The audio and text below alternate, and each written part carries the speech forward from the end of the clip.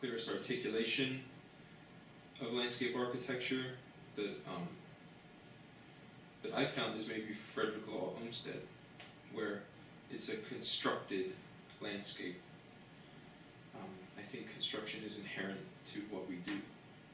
That is etymologically linked to architecture through architecton, or master builder, and teke, to make, the etymological roots of architecture. Now the definition of landscape is much more hard for me.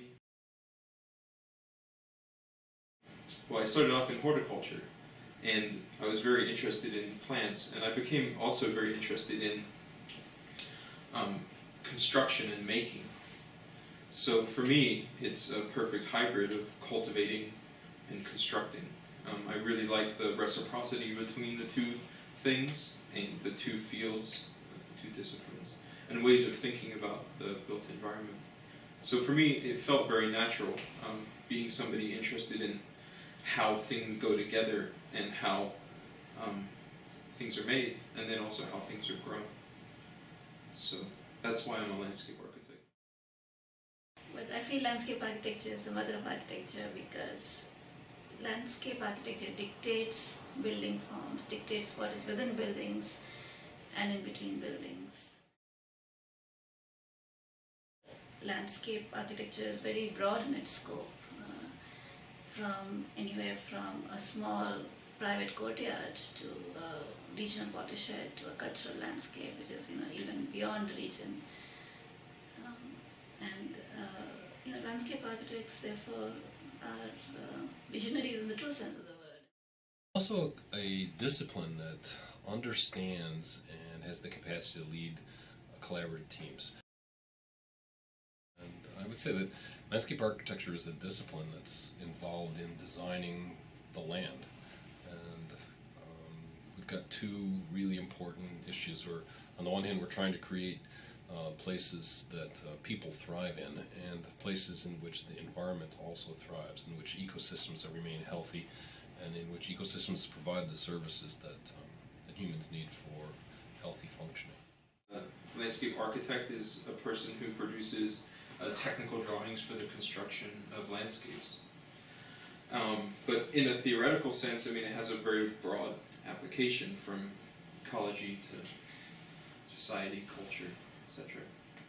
So as a landscape architect, my approach is that I view it as a hybrid of two words, landscape and architecture.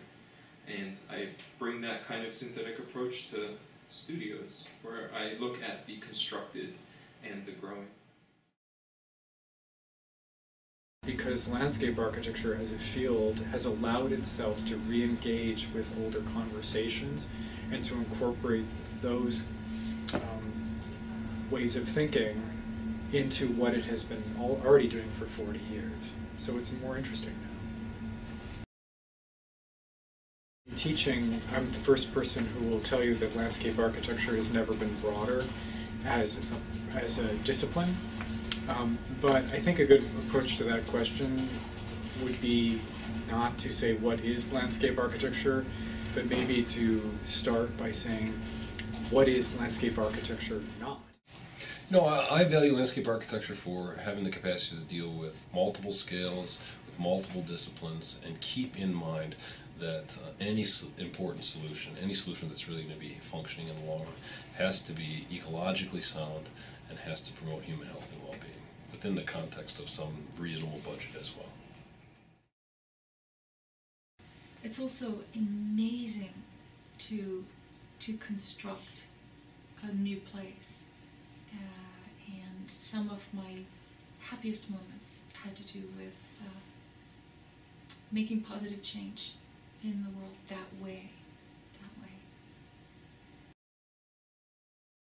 And I think of a set of practices, not just one or two practices, but bundles of practices that are engaged in place making and habitat, particularly human habitat making.